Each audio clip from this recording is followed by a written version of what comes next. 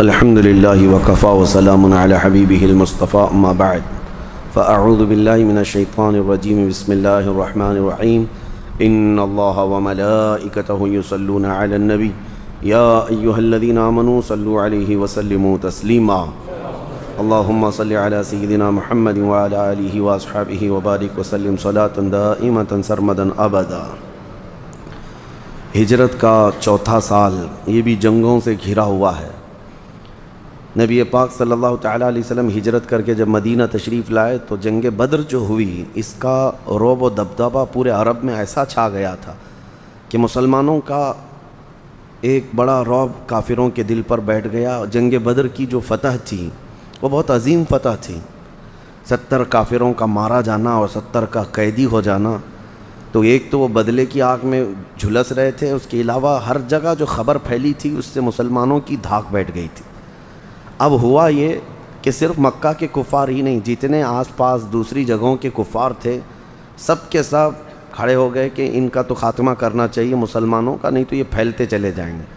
اس لیے جیسے جیسے سال بڑھتے گئے ہجرت کے تو جنگوں کی شدت بھی بڑھتی چلی گئی۔ اب صرف مکہ والوں سے دشمنی نہیں تھی، مکہ والے بدر میں آئے مارے گئے، پھر اس کے بعد بدلے کے لیے احد میں آئے، مسلمان 70 شہید ہو گئے۔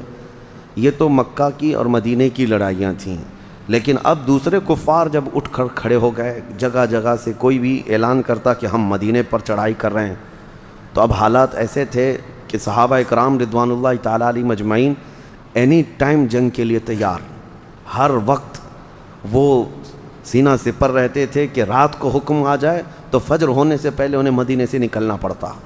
اس طرح صحابہ اکرام الرٹ تھے۔ یہ جو مدنی زندگی گزری ہے، اب چوتھا سال تھا ہجرت کا۔ ایک شخص تھا طلحہ نام کا اور ایک سلمہ، یہ دونوں بڑے پہلوان تھے، یہ ایک دوسرے قبیلے سے تعلق رکھتے تھے۔ انہوں نے اعلان کر دیا کہ ہم مدینے پر چڑھائی کر رہے ہیں، تو وہ اپنی فوج لے کر کے نکلے۔ نبی پاک صلی اللہ علیہ وسلم کو جیسی خبر ہوئی تو حضرت ابو سلمہ ایک صحابی ہیں، ان کو 150 صحابہ دے کر حضور نے بھیجا۔ تو اس کو کیا کہتے ہیں؟ یہ سریہ ہے، یہ غزوہ نہیں۔ جس میں حضور نے بھیجا ہے کسی کو اس کو کہتے ہیں سریہ۔ یہ شروع میں نے بتا دیا تھا آپ کو، غزوہ وہ ہے جس میں خود رسول اللہ گئے ہوں۔ تو اب یہ حضرت ابو سلمہ 150 لوگوں کو لے کر کے نکلے، اور جب ان کفار کے علاقے میں پہنچے جہاں سے وہ لوگ چڑھائی کرنے کے لیے آ رہے تھے، وہ آدھا راستہ آئے تھے، ان لوگوں کو جیسی خبر ہوئی کہ ہم تو بے خبری میں مدینے پر چڑھائی کرنے والے تھے، یہ تو 150 لوگ باہر نکل کے آئے ہیں، تو وہ مقابلے کی تاب نہ لا سکے، اپنے اونٹ بکریاں ساری چیزیں چھوڑ کے بھاگ گئے۔ تو یہ جو مسلمان گئے تھے ان کو وافر مقدار میں مال غنیمت حاصل ہوا، اور آئے بغیر جنگ کے مسلمانوں کو یہ فتح۔ یہ 4 ہجری میں سریہ ابو سلمہ اس کو کہتے ہیں۔ اس کے بعد پھر یہی 4 ہجری چل رہی تھی، محرم کا ہی مہینہ تھا، شروع کا سال ہے۔ پھر ایک شخص خالد بن سفیان ہذلی نام کا، اس نے پورے عربوں کو اکٹھا کرنا شروع کیا کہ چھوٹے چھوٹے جو خاندان تھے، قبیلے تھے، سب کو جمع کر کے کہا کہ ہم مدینے چلتے ہیں۔ ایک بات میں آپ کو بتاؤں، جتنی جنگیں ہوئی ہیں، حضور پاک صلی اللہ تعالیٰ علیہ وسلم کو جب خبر ہوتی کہ مدینے پر چڑھائی کی جا رہی ہے تو حضور اپنے صحابہ کے ساتھ نکلتے یا پھر صحابہ کی فوج کو بھیجتے۔ ان میں اکثر جو جنگیں ہیں یہ ڈیفینسیو ہیں، سب جو ہے دفاعی ہیں۔ جب وہ لوگ مدینے پر حملہ کرنے کے لیے آئیں گے تو کیا خاموش بیٹھ کر یعنی مظاہرہ کریں گے؟ دیکھیں گے، خاموش بیٹھ کر کے نظارہ کریں گے؟ تو نبی پاک صلی اللہ تعالیٰ علیہ وسلم نے حضرت عبداللہ بن انیس ایک صحابی ہیں، ان کو بھیجا۔ یہ بھی سریہ ہے، یہ غزوہ نہیں۔ کہا کہ یہ خالد بن سفیان جو آ رہا ہے اس کے مقابل میں جاؤ۔ تو حضرت عبداللہ بن انیس اتنے بہادر تھے، نکلے، اور جب گئے مقابلے کے لیے تو خالد بن سفیان کو کسی طرح سے انہوں نے پکڑ لیا، اور پکڑ کے اس کا سر کاٹ کر مدینے لے کے آئے۔ باقی پوری فوج بھاگ گئی۔ جب ان کا لیڈر ہی مر گیا تو سب ادھر ادھر ہو گئے۔ نبی پاک صلی اللہ تعالیٰ علیہ وسلم کے قدموں میں لا کر ڈال دیا، کہا یہ وہ خالد بن سفیان ہے جو مدینے کی اینٹ سے اینٹ بجانے کی بات کرتا تھا۔ یہ سارے قبیلے والوں میں نفرت بھر بھر کر کے مدینے کے خلاف لوگوں کو لا رہا تھا، اس کا سر کاٹ کر لا کر حضور کے قدموں میں ڈال دیا۔ نبی پاک صلی اللہ تعالیٰ علیہ وسلم خوشی سے اپنا عصا مبارک چھڑی عبداللہ بن انیس کو دیتے ہیں اور کہتے ہیں یہ تمہارے لیے میرا ہدیہ ہے، اور انشاءاللہ تم یہی پکڑ کر کے قیامت کے دن جنت میں داخل ہوں گے۔ حضرت عبداللہ بن انیس یہ کہتے ہیں یا رسول اللہ صلی اللہ علیہ وسلم محشر کے میدان میں یہی عصا میرے ہاتھ میں ہوگا؟ حضور نے فرمایا ہاں یہی رہے گا۔ حضور صلی اللہ علیہ وسلم سے انہوں نے کہا کیا یہ جنت میں بھی میرے ساتھ رہے گا؟ حضور نے فرمایا ہاں جنت میں بھی تمہارے ساتھ رہے گا۔ وہ عصا زندگی بھر لے کر رہے، اور جب ان کی وفات کا وقت آیا تو انہوں نے یہ وصیت لکھی تھی، ان کے کفن میں ہی وہ عصا دفن کر دیا گیا، وہ لے کر کے گئے دنیا سے۔ تو یہ عبداللہ بن انیس، اس کو سریہ عبداللہ بن انیس کہتے ہیں۔ جس صحابی نے سپہ سالاری کی انہی کے نام سے وہ سریہ بھی منسوب ہو گیا۔ جیسے سریہ ابو سلمہ وہ اس صحابی کے نام سے جنگ ہے جو پہلے گئے تھے، اور یہ سریہ عبداللہ بن انیس ان کے نام سے ہے۔ اب 4 ہجری میں 2 بڑے حادثے ہوئے مسلمانوں کے لیے۔ 4 ہجری میں یہ دل دہلا دینے والے واقعے تھے۔ ہوا یہ کہ نبی پاک صلی اللہ تعالیٰ علیہ وسلم کی بارگاہ میں ایک شخص ابو برا نام کا تھا، اس کو ملاعب الاسنہ کہا جاتا تھا، برچھیوں سے کھیلنے والا آدمی۔ وہ حضور کی بارگاہ میں آیا تو حضور نے اس کو اسلام کی دعوت دی۔ نبی پاک صلی اللہ تعالیٰ علیہ وسلم نے اس سے کہا کہ تو اسلام قبول کر لے۔ اس نے کہا نہیں، آپ اپنے کچھ صحابہ کو ہمارے علاقے بھیج دیجئے، اگر ان کی دعوت پر سارے قبائل اسلام قبول کر لیں تو اچھا ہو جائے گا۔ حضور صلی اللہ تعالیٰ علیہ وسلم نے اس وقت حضرت حرام بن ملحان ایک صحابی ہیں، ان کی معیت میں 70 قاری قرآن تھے جو بہترین، ان کو بھیجا۔ تو یہ لوگ نکل کر گئے۔ ابو برا سے حضور نے فرمایا تھا کہ مجھے تمہارے نجد کا تھا، وہ آج جس کو ریاض کہتے ہیں نا، ریاض کا علاقہ، یہ پورا علاقہ نجد کہلاتا، وہاں سے حضور نے فرمایا وہاں کے لوگوں پر مجھے اعتماد نہیں ہے، وہ نقصان پہنچانے والے ہیں۔ تو ابو برا نے کہا تھا میں آپ کے صحابہ کی جان مال کا حفاظت کا ضامن ہوں۔ حضور نے بھیج دیا۔ جب یہ گئے تو ایک علاقہ تھا جہاں پر جا کر صحابہ رک گئے، اور حضرت حرام بن ملحان یہ تنہا جو ہے قبیلہ کا جو سردار تھا عامر بن طفیل نام کا، اس کے پاس گئے دعوت اسلام دینے کے لیے خط لے کر حضور کا۔ اس نے نہ خط دیکھا نہ پیغام سنا، اپنے قاصد کو حکم دیا اور دربار میں ہی حضرت حرام بن ملحان کو قتل کر دیا۔ اب یہ جو 70 صحابہ گئے تھے، یہ جب نہیں آئے واپس نہیں آ سکے، تو پھر دیر ہو گئی، تو یہ صحابہ اکرام نے سوچا کہ شاید کچھ ہو گیا ہوگا۔ تو یہ جب آگے بڑھنے لگے تو اسی قبیلہ بنو ذکوان اور قبیلہ رعل، یہاں کے تقریباً 200 لوگ یہ 70 صحابہ کو مارنے کے لیے آ گئے، اور وہ آئے اور اچانک ان کی اس طرح سے مٹ بھیڑ ہوئی کہ ان لوگوں نے ہر طرف سے یہ صحابہ کو گھیر کر پورے کے پورے 68 صحابہ کو شہید کر دیا جو قاری قرآن تھے بہترین، نبی پاک صلی اللہ تعالیٰ علیہ وسلم کے صحابہ میں۔ اس کو بیر معونہ کہتے ہیں۔ بیر معونہ ایک کنواں تھا وہاں پر جس سے یہ واقعہ ہوا جہاں ہوا۔ ایک صحابی حضرت عمر بن امیہ ضمری یہ بچ گئے، وہ اس لیے کہ عامر بن طفیل جو سردار تھا اس نے ان کو یہ کہہ کر کے چھوڑا کہ میری ماں نے ایک غلام آزاد کرنے کی منت کی تھی، اس لیے میں ایک کو چھوڑ دیتا ہوں۔ ان کے بال تھوڑے کاٹ کر کے ان کو چھوڑ دیا۔ حضرت عمر بن امیہ وہاں سے نکلے۔ اب واقعہ ایسا ہوا کہ 68 صحابہ اور ایک وہ 69، حضرت حرام بن ملحان جو وہاں قتل ہوئے، 70 میں سے 69 شہید ہو گئے، ایک باقی تھے۔ یہ جب واپس آ رہے مدینے تو ایک درخت کے نیچے انہوں نے پناہ لی، وہاں 2 کافر سوئے ہوئے تھے، اور ان دونوں کافروں کو انہوں نے کاٹ دیا۔ جذبہ تھا کہ اتنا ان کے علاقے کے لوگوں نے مار ڈالا ہے رسول اللہ کے صحابہ، اور اتفاق ایسا کہ یہ 2 کافر وہ تھے جن کو رسول اللہ نے امان دیا تھا۔ جان کی امان دینا اس زمانے میں ایک بڑا مسئلہ ہوا کرتا تھا، پھر اس کو کوئی ہاتھ نہیں لگاتا، اور ان کو یہ قتل کر کے آ گئے تھے، اور حضرت عمر بن امیہ کو یہ معلوم نہیں تھا۔ تو جب وہ بارگاہ رسالت مآب صلی اللہ علیہ وسلم میں آئے اور جب یہ واقعہ بیان کیا، حضور کو اتنا غم ہوا کہ پوری زندگی بھر رسول کریم صلی اللہ تعالیٰ علیہ وسلم اس غم سے ہلکے نہیں ہوئے۔ یہ جو 70 صحابہ کی شہادت اور باقی وہ جو 2 کافروں کی موت ہوئی تھی، حضور نے ان کی دیت یعنی جان بہا جس کو کہتے ہیں فدیہ دینے کا حکم دیا۔ اب اس کا مسئلہ میں بعد میں بتاتا ہوں، اس پر بھی ایک بڑا مسئلہ پیش آیا۔ اب یہاں پر رسول کریم صلی اللہ تعالیٰ علیہ وسلم کئی مہینوں تک فجر کی نماز میں، آج شافعی حضرات قنوت پڑھتے ہیں فجر کی 2 رکعت میں، دوسری رکعت میں رکوع میں جا کر کھڑے ہو کر قنوت پڑھتے ہیں۔ اس وقت نبی پاک صلی اللہ تعالیٰ علیہ وسلم نے یہ شروع فرمایا تھا.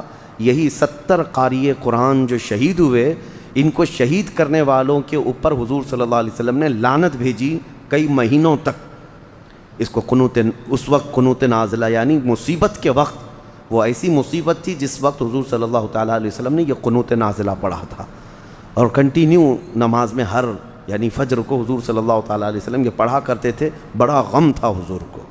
اور سیم اسی طرح کا ایک واقعہ اور ہوا کہ ایک علاقہ ہے مکہ مکرمہ کا، اسفان نام سے. وہاں کے کچھ لوگ آئے، کہا کہ ہم اسلام قبول کرتے ہیں. نبی پاک صلی اللہ تعالیٰ علیہ وسلم کی بارگاہ میں آئے، اسلام قبول کیا، اور پھر کہا کہ ہمارے خاندان والے، ہمارے قبیلے والوں کے لیے آپ اپنے کچھ استاد صحابہ بھیجیں جو پڑھا سکیں. اس میں بھی حضور صلی اللہ علیہ وسلم نے 10 صحابہ کو بھیجا تھا. یہ 10 صحابہ میں حضرت عاصم بن ثابت رضی اللہ تعالیٰ عنہ، ان کی معیت میں باقی صحابہ کو بھیجا تھا. یہ مکہ کے قریب علاقہ ہے اسفان. ابھی یہ اس علاقے میں پہنچے نہیں تھے. رجیع نام کا ایک علاقہ آتا ہے، اس علاقے میں پہنچے تھے تو یہ کفار نے دھوکہ کیا، اور ایسا دھوکہ کیا کہ ان کو وہاں پر گھیر لیا 10 صحابہ کو. تو صحابہ اپنی جان بچانے کے لیے اونچے ٹیلے پر چڑھ گئے، اور یہ جو کفار آئے تھے انہوں نے اپنے قبیلوں کو، اپنے خاندان والوں کو خبر دی کہ آ جاؤ، یہاں محمد صلی اللہ علیہ وسلم کے 10 غلام ملے ہیں، ان کو قتل کرنا ہے. اب اونچے ٹیلے پر جب صحابہ گئے تو اوپر سے تیروں کی بارش کرنے لگے صحابہ. تو یہ کوئی بھی مقابلے کی ہمت نہ کر سکے. تو پھر دوسرا دھوکہ انہوں نے کیا، اپنے ہتھیار سب پھینک دیے کافروں نے، اور کہا ہم جان کی امان دیتے ہیں، اتر آؤ، اب تمہارے سے ہمارا کوئی مقابلہ نہیں ہوگا. حضرت عاصم بن ثابت چونکہ ان 10 کے امیر تھے، آپ نے کہا مجھے کسی کافر کی امان اور پناہ پر بھروسہ نہیں، میں اللہ کی پناہ میں ہوں. پھر بھی اس میں سے 7 تقریباً صحابہ نیچے اتر آئے، اور ان صحابہ اکرام رضوان اللہ تعالیٰ علیہ مجمعین کو نہیں، بلکہ حضرت عاصم بن ثابت منع کرتے رہے. اس کے بعد پھر جب 7 صحابہ نیچے اتر آئے تو ان 7 صحابہ کو انہوں نے شہید کر دیا، وہیں پر جگہ پر شہید کر دیا. اب 3 صحابہ بچے تھے، حضرت زید بن دثنہ، حضرت خبیب ابن عدی اور حضرت عاصم بن ثابت. اب ان کفار نے ان تینوں کو گھیرا. حضرت عاصم بن ثابت نے کہا کہ میں ان کی پکڑ میں آنے اور ان کی غلامی میں آنے سے بہتر سمجھتا ہوں کہ ان سے لڑ کر کے ختم ہو جاؤں. حضرت عاصم بن ثابت لڑتے رہے، ان کو زخمی کیے اور شہید ہو گئے، قتل ہو گئے. یہ عاصم بن ثابت کون ہیں؟ بدر کے میدان میں بڑے بڑے پہلوانوں کو مارا تھا انہوں نے. مکہ والے ان کے نام سے جلتے تھے، کڑتے تھے، عاصم بن ثابت کے نام سے. اور اس کے بعد ہوا یہ کہ بچے تھے حضرت زید بن دثنہ اور حضرت خبیب ابن عدی، ان کو انہوں نے زنجیروں سے باندھ دیا تھا، اور باندھ کر کے مکہ لے کر کے آئے. کیونکہ مکہ میں حضرت خبیب ابن عدی جس کو بدر میں قتل کیے تھے، اس کا بیٹا مکہ میں تھا، اس نے خرید لیا ان کو. اور حضرت زید بن دثنہ نے بھی بدر کے میدان میں ایک بڑے کافر کو مارا تھا، اس کافر کے بیٹے نے ان کو خرید لیا کہ مجھے دے دو. اب ان کو تڑپا کے مارنا تھا، اپنے باپ کا بدلہ لینا تھا. 2 صحابہ وہ صحابہ ملے تھے جو بدر میں بڑے بڑے پہلوانوں کو مارے تھے. اب یہاں پر 2 لوگ قید میں آئے. ایک حضرت عاصم بن ثابت شہید ہو گئے. حضرت عاصم بن ثابت کا جب شہرہ پھیلا مکہ میں کہ عاصم بن ثابت قتل ہو گئے، پورے مکہ میں خوشیوں کی لہر دوڑ گئی، اور مکہ والے اپنے اپنے قاصد بھیجے کہ جاؤ عاصم بن ثابت کے جسم کا کوئی حصہ کاٹ کر کے لاؤ تاکہ مکہ میں دکھا کر نمائش ہو جائے کہ جس نے ہمارے بڑے بڑوں کو مارا تھا وہ اب مر گیا، ختم ہو گیا. تو مکہ سے تقریباً 70 گھوڑ سوار یا 200 کے قریب آئے حضرت عاصم بن ثابت کے جسم کے حصے کاٹ کر لے جانے کے لیے. لیکن اللہ رب العزت کی ایسی مدد کہ لاکھوں شہد کی مکھیاں ان کے لاش کے پر آئیں، اور ایک بھی کافر آگے بڑھ نہیں سکا.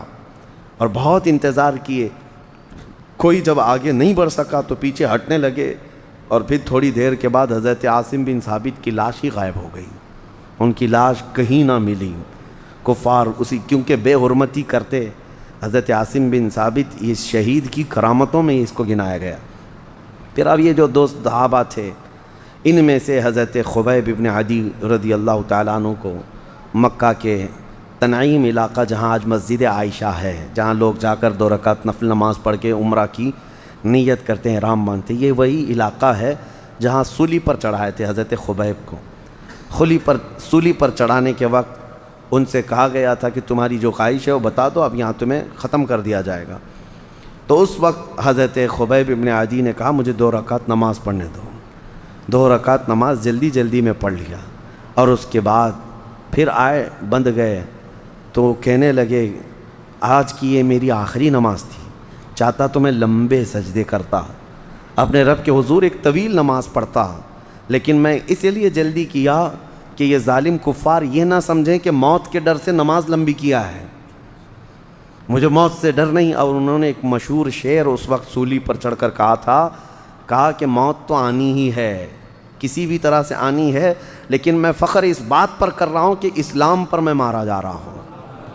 میں جس چت بھی لیٹوں گا اور جس کروٹ بھی میں گروں گا وہ میرا کروٹ اسلام کا ہوگا اور میرے مصطفیٰ کے قدموں میں ہوگا، اور ان کو شہید کر دیا گیا۔ دوسرے حضرت زید بن دسنا تھے، ان کو لایا گیا تھا چند دنوں کے بعد۔ یہ حضرت خبیب کو سولی پر چڑھایا گیا۔ حضرت زید بن دسنا وہی صحابی ہیں جن کا مسلح کیا گیا تھا، ان کے ناک کاٹے گئے، کان کاٹے گئے، ان کے ناخنوں کو پکڑ سے کھینچا۔ ابو سفیان اس وقت آیا دیکھنے کے لیے اور کہا کیا یہ اچھا ہوتا زید تیری جگہ محمد ہوتے ہیں۔ ان کا جسم کٹ گیا تھا، اس وقت وہ چیخ کر کہہ رہے تھے ظالموں خبردار، ابھی اور میرے ٹکڑے کر لو، یہ گوارا ہے، لیکن میرے نبی کے قدموں میں کانٹا چبھے یہ بھی مجھے گوارا نہیں۔ ان کا ہی نعرہ تھا جس کو شعر میں کہا جاتا ہے جو جان مانگو تو جان دے دیں، جو مال مانگو تو مال دے دیں، مگر یہ ہم سے کبھی نہ ہوگا، نبی کا جاہو جلال دے دیں۔ حضرت زید بن دسنا کو بھی شہید کیا گیا۔ اس کو واقعہ رجیع کہا جاتا ہے، مقام رجیع میں یہ واقعہ پیش آیا تھا، اس کے بعد مکہ لا کر کے ان کو شہید کیا گیا۔ اب حضرت خبیب رضی اللہ تعالیٰ عنہ جب شہید ہو رہے تھے تو انہوں نے پکار کر کے ایک جملہ کہا تھا، اے اللہ ہمارے حال کی خبر اپنے رسول کو دے دے، کیونکہ 10 گئے تھے اور 10 شہید ہوئے، کوئی نہیں بچا۔ رسول اللہ تک یہ بات کون پہنچائے؟ حضور صلی اللہ تعالیٰ علیہ وسلم کو وحی کے ذریعے اللہ تعالیٰ نے اطلاع فرمائے 10 صحابہ کی شہادت کو۔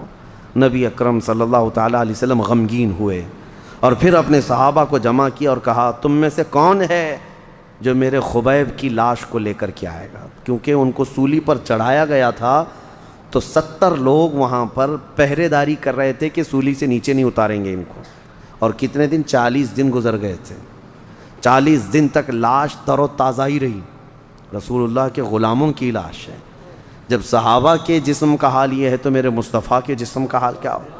40 دن تک حضور نے جب اعلان کیا تو صحابہ میں حضرت زبیر بن عوام اور حضرت مقداد بن اسود رضی اللہ تعالیٰ عنہ یہ دونوں گھوڑا لے کر نکلے مدینے سے وہ لاش لانے کے لیے حضرت خبیب کی، اور جب پہنچے تو یہ کفار وہاں رات کے وقت سو رہے تھے، یہ گئے فوراً سولی سے حضرت خبیب بن عدی کو اتارا۔ یہ صحابہ کہتے ہیں جب ہم نے سولی سے اتارا تو ان کے جسم سے خون ابھی بھی ٹپک رہا تھا۔ کون ہے مجھے بتاؤ دنیا میں جس کے 40 دن کی لاش پر ابھی تر و تازہ خون ٹپکتا ہو؟ انہوں نے لاش کو اٹھایا اور گھوڑے پر رکھا اور لے کر چل پڑے۔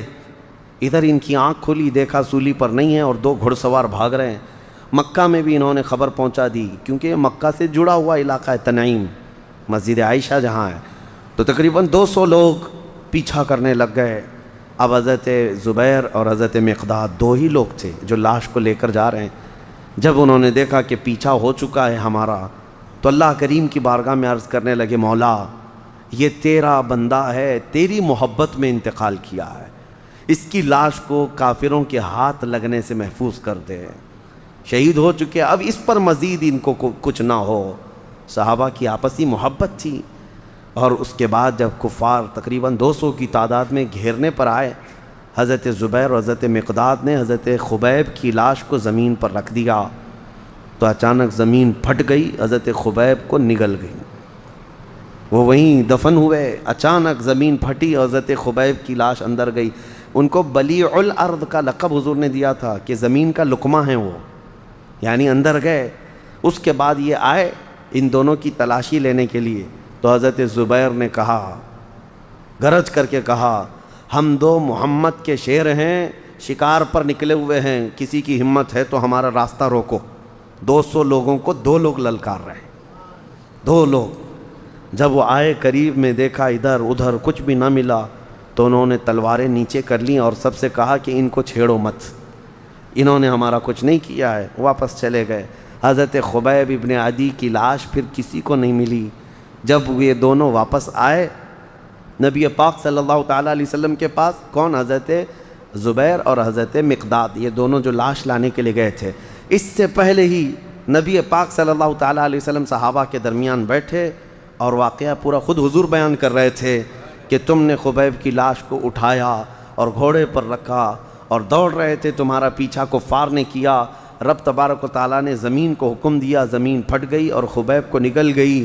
حضرت زبیر اور حضرت مقداد کہتے ہیں یا رسول اللہ صلی اللہ علیہ وسلم، یہی خبر ہم لے کر کے آ رہے تھے۔ اللہ کے نبی صلی اللہ علیہ وسلم نے فرمایا تم سے پہلے جبرائیل امین آ کر مجھے یہ سنا چکے ہیں، اور یہ بھی کہا کہ اے اللہ کے نبی، سارے فرشتوں میں بھی آپ کے ان صحابہ کی موت اور ان کی شہادت کا غم ہو رہا ہے۔ تو یہ 2 بڑے حادثے تھے جو 4 ہجری میں پیش آئے۔ یہ بیر معونہ کا واقعہ جس میں 70 صحابہ شہید ہوئے، اور یہ رجیع کا واقعہ، اس میں 10 صحابہ شہید ہوئے۔ باقی جو سریے ہوئے اس میں کسی کی شہادت نہیں ہوئی۔ یہ 2 بڑے حادثے تھے جو اسلام کے لیے سخت تھے۔ اب ہوا یہ کہ میں اس کو کمپلیٹ کر دوں۔ حضرت عمرو بن امیہ زمری نے 2 کافروں کو جو مارا تھا، وہ 70 میں سے ایک جو بچ کر کے آئے تھے۔ اب نبی پاک صلی اللہ تعالیٰ علیہ وسلم نے کہ وہ 2 کافروں کے لوگ تھے، اب وہ لوگ بدلہ چاہیں گے، مقابلہ چاہیں گے، اس کے مشورے کے لیے یہودیوں کے 3 قبیلے مدینے میں آباد تھے۔ میں نے شروع میں بتایا تھا 3 بڑے بڑے قبیلے تھے، بنو نذیر، بنو قریظہ اور ایک بنو قینقاع۔ ان تینوں کے ساتھ حضور کا ایگریمنٹ ہوا تھا جب مدینے آئے تھے حضور، کہ ساتھ میں مل کر لڑیں گے، جو بھی مدینے پر آئے گا، صلح کا ایک ایگریمنٹ تھا۔ حضور صلی اللہ علیہ وسلم قبیلہ بنو نذیر گئے بات چیت کرنے کے لیے کہ یہ 2 کافروں کے خون بہا، ان کی دیت، ان کے فدیہ کے لیے مشورہ کرتے ہیں کہ کیا کیا جائے، کیونکہ ان کے قبیلے والے جنگ پر اگر آ گئے تو ہم ساتھ میں مل کر کے لڑیں گے، کہ ٹھیک ہے ہمارے ایک صحابی سے یہ غلطی ہوئی ہے، خطا ہوئی ہے، لیکن ہم اس کے بدلے میں مال دینے کو تیار ہیں۔ یہ مشورے کے لیے بنو نذیر کے پاس گئے۔ بنو نذیر یہ منافق طبیعت کے یہودی تھے، دل میں نفرت رکھتے اور سامنے بڑے اخلاق دکھاتے تھے۔ حضور صلی اللہ علیہ وسلم اس وقت جب بنو نذیر کے ہاں گئے تو کون کون تھے ساتھ میں؟ حضرت ابوبکر تھے، حضرت عمر تھے، حضرت علی تھے رضوان اللہ تعالیٰ علیہ مجمعین۔ مشورے کے لیے جب حضور گئے تو یہودیوں نے بظاہر اچھے اخلاق دکھائے اور پیچھے سے کیا پلاننگ کیا کہ حضور صلی اللہ علیہ وسلم کو ایک ایسی دیوار کے پاس بٹھانے کی کوشش کی کہ اس دیوار کے پیچھے ان لوگوں نے ایک بہت بڑا پتھر لا کر رکھا اور اس پتھر کو لڑکا دیں گے حضور کے ساتھ، یہ تینوں بڑے صحابہ بھی پتھر کے نیچے دب کر ختم ہو جائیں گے۔ یہ انہوں نے خطرناک منصوبہ بنایا یہودیوں نے، کب یہ بنو نذیر نے۔ حضور صلی اللہ تعالیٰ علیہ وسلم بیٹھے ہیں مشورے کے لیے اور وہ اوپر پتھر رکھ کر تیاری کر رہے ہیں۔ اللہ کریم جو محافظ حقیقی ہے اپنے رسول کا، اللہ تعالیٰ نے وحی کے ذریعے حضور کو آگاہ فرمایا کہ یہ پتھر لڑکانے والے ہیں۔ فوراً حضور صلی اللہ علیہ وسلم اپنے صحابہ کے ساتھ اٹھ گئے، اس جگہ سے نکل کر کے تشریف لائے، دیکھا ان کی دسیسہ کاری، ان کی پلاننگ۔ اس کے بعد مدینے آئے تو اب انصار مہاجرین سب کو جمع کیا اور مشورہ لیا کہ انہوں نے غداری کی ہے، جب ہمارا ایگریمنٹ تھا دونوں کا اور انہوں نے قتل کا منصوبہ بنایا ہمارے، تو یہ بہت بڑا دھوکہ ہے، بہت بڑا دھوکہ ہے کہ آپ کا پارٹنر اگر آپ کے ساتھ دھوکہ کر رہا ہے تو ایگریمنٹ ختم ہو گیا۔ اب نبی پاک صلی اللہ علیہ وسلم نے سارے صحابہ سے مشورہ کیا، یہ بنو نذیر جو یہودی ہیں غدار ہیں، دھوکے باز ہیں، ان کے ساتھ ہونا کیا چاہیے؟ سب کا مشورہ اس بات پر طے پایا۔ حضور صلی اللہ تعالیٰ علیہ وسلم نے فرمایا تو کہ ان کے جتنے بھی بنو نذیر ہیں ان کو شہر بدر کریں گے، ہم مدینے سے ان کو نکلنے پر مجبور کریں۔ نبی پاک صلی اللہ تعالیٰ علیہ وسلم نے فرمان بھیجا، بنو نذیر یہ بڑے بڑے قلعوں میں رہتے تھے، کہا کہ 10 دن کا ٹائم ہے تمہیں، مدینہ چھوڑ کر نکل جاؤ، تمہارا پورا قبیلہ جانا چاہیے، کیونکہ تم نے ہمارے ساتھ دھوکہ کیا ہے اور جان سے مارنے کی سازش رچی ہے۔ ظاہر سی بات ہے لوگ ایک طرفہ سوچتے ہیں کہ ان کو مدینے سے نکالا، کیوں نکالا؟ کیوں نکالا؟ دھوکہ، اٹیمپٹ ٹو مرڈر کتنا بڑا کیس ہوتا ہے، حضور پاک صلی اللہ تعالیٰ علیہ وسلم کے قتل کی سازش کرنا۔ اب حضور نے جب یہ پیغام بھیجا کہ 10 دن کی مہلت ہے، نکل جاؤ، ہوا یہ کہ دیکھیں کبھی بھی منافق کی بات پر کیسے کیسے معاملات ہوتے ہیں۔ وہ عبداللہ بن ابی جو رئیس المنافقین مدینے میں تھا، اس سے قبل میں بتایا تھا احد کے میدان میں 300 لوگوں کو لے کر الگ ہو گیا تھا، اس نے پیغام بھیجا یہودیوں کو، نکلنا مت محمد کی دھمکی پر، میں 2000 لوگوں کو لے کر تمہاری مدد کے لیے آؤں گا۔ یہ ایسی ڈینگے مارتا تھا منافق، اور مسلمانوں کے ساتھ نماز بھی پڑھتا، حضور کے ساتھ رہتا بھی تھا۔ یہودیوں کو اس نے کہلا بھیجا کہ میں 2000 لوگوں کو لے کر کے تمہاری مدد کے لیے آؤں گا، نکلنا مت ان کی بات پر۔ اور اس کے بعد پھر یہ بھی کہا کہ 2 قبیلے اور بھی ہیں یہودیوں کے یہاں پر مدینہ میں، بنو قریظہ بنو قینقاع، وہ بھی تمہاری مدد کے آئیں گے، ڈرنا مت ان کی دھمکی پر۔ تو ان کی باتوں میں آ کر بنو نذیر کیا کہنے لگے کہ آپ کو جو کرنا ہے کر لیجئے حضور صلی اللہ علیہ وسلم، ہم اپنے قلعے چھوڑ کر جانے والے نہیں ہیں، ہم بھی طاقت رکھتے ہیں، ہم بھی برچھیاں رکھتے ہیں، ایسے ایسے الفاظ کہے۔ تب نبی پاک صلی اللہ علیہ وسلم نے سارے صحابہ کو حکم دیا کہ چلو بنو نذیر سے دیکھتے ہیں کہ ان کی طاقت کیا ہے۔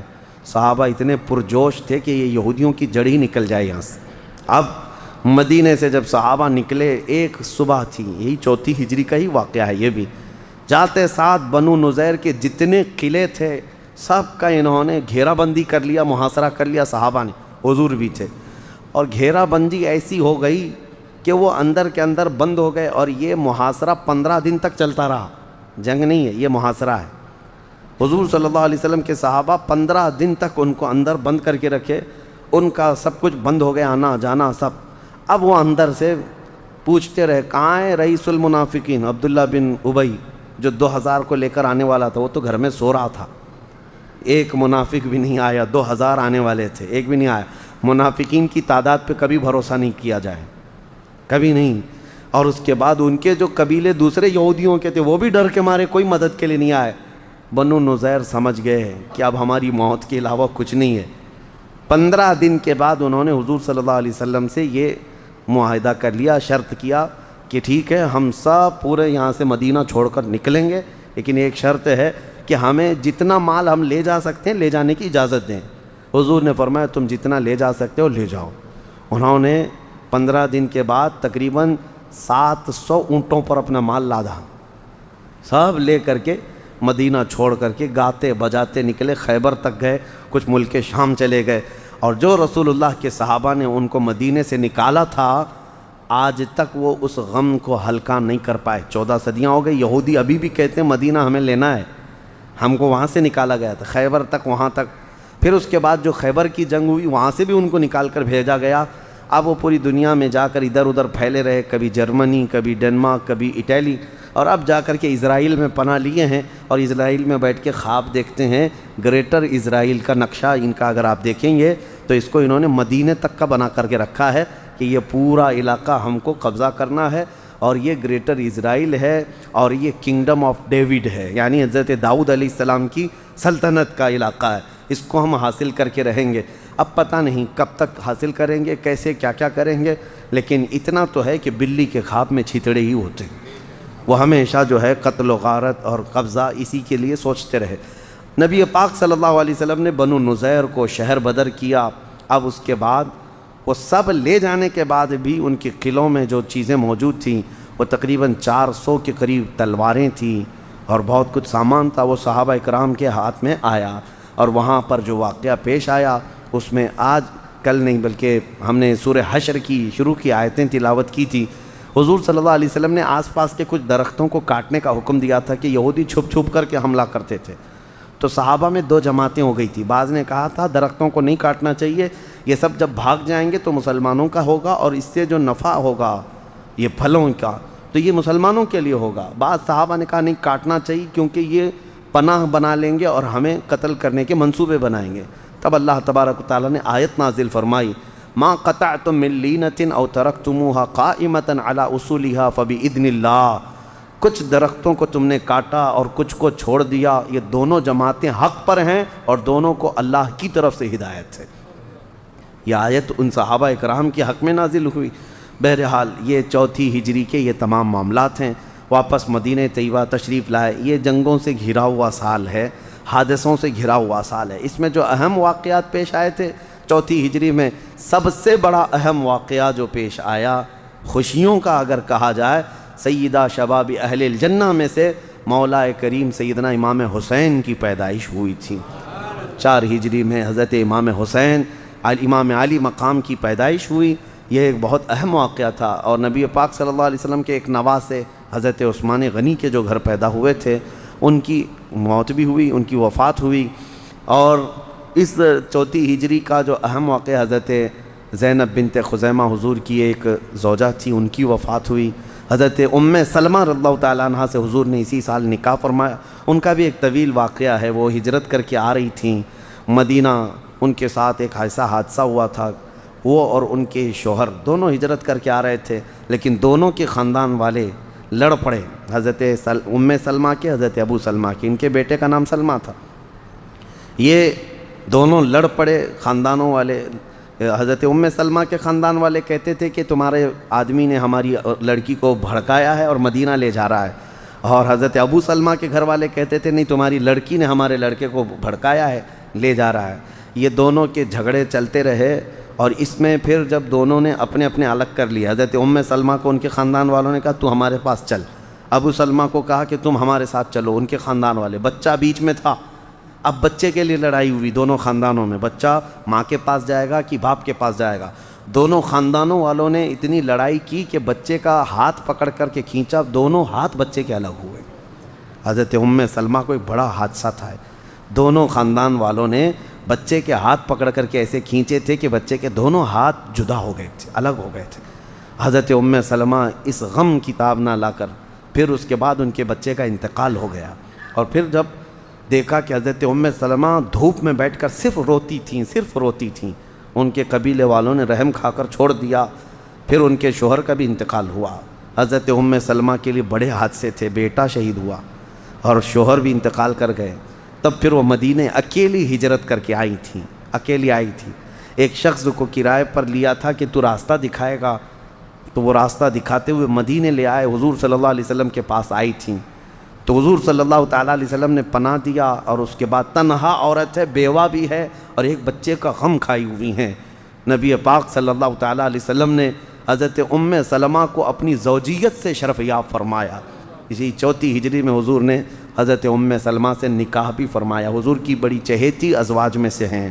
اور چوتھی ہجری میں ہی شراب کی حرمت کا حکم بھی آیا۔ اس وقت تک ابھی شراب حرام نہیں ہوئی تھی، چوتھی ہجری میں شراب حرام قرار دی گئی۔ اور ایک بڑی چیز یہ ہے کہ دیکھیں، جو بنو نذیر کو یہودیوں کو بھگایا تھا، ان کی اگر میں لسٹ بتاؤں کہ کیا کیا سامان ان کے قلعوں سے ملا تھا، وہ بڑا ہے۔ اب 400 تلواریں مل جانا یہ معمولی نہیں ہے، اس کے علاوہ اور بھی سامان تھا، کھجوروں کے درخت تھے، باغیچے تھے۔ انصار کی طبیعت کو کیا کہیں، اللہ اکبر۔ حضور کی بارگاہ میں انصار آئے، یوں عرض کیا، یا رسول اللہ صلی اللہ علیہ وسلم، بنو نذیر کی جو جنگ میں مال غنیمت آیا ہے، انصار مدینے کے پورے سبوں نے یہ اتفاق کیا ہے، اس میں سے ایک دانہ بھی ہم نہیں لیں گے، سارا آپ مہاجرین میں تقسیم فرمائیں۔ جو ہجرت کر کے حضور آپ کے ہاں سے آئے ہیں، ان میں آپ پورا مال تقسیم فرمائیں۔ حضور اتنا خوش ہوئے تھے کہ دعا کے لیے ہاتھ اٹھایا اور کہا، اللہم ارحم الانصار و ابناء الانصار و ابناء ابناء الانصار، اے میرے مولا، میرے اس انصار پر تو رحم فرما، ان کے بیٹوں پر رحم فرما، ان کے بیٹوں کے بیٹوں پر رحم فرما۔ میرے آقا نے فرمایا، اگر 2 وادیاں ہوں دنیا میں، 2 وادیاں ہوں، میدان ہوں 2، ایک وادی میں انصار ہوں اور ایک وادی میں پوری دنیا والے ہوں، اور مجھے اختیار دیا جائے، حضور فرماتے میں انصار کی وادی میں جانا پسند کروں گا۔ بہرحال یہ چوتھی ہجری کے اہم معاملات تھے۔ سیرت کا بیان چلتا رہے گا انشاءاللہ العزیز، لیکن اب مجھے یہ پتہ نہیں ہے آپ کی پابندی ہو پائے گی یا نہیں، اس لیے کہ صرف رمضان میں اگر ختم کرنا ہو تو پھر اس کو ایسے تیزی سے دوڑانا پڑے گا کہ اہم واقعات ویسے ہی رہ جائیں گے۔ 5ویں ہجری کے، 6ٹھی ہجری کے، 7ویں ہجری، 8ویں ہجری، 9ویں ہجری، 10ویں ہجری، پھر 11ویں ہجری میں میرے آقا صلی اللہ تعالیٰ علیہ وسلم کی اس دنیا فانی سے رخصتی بھی ہوئی۔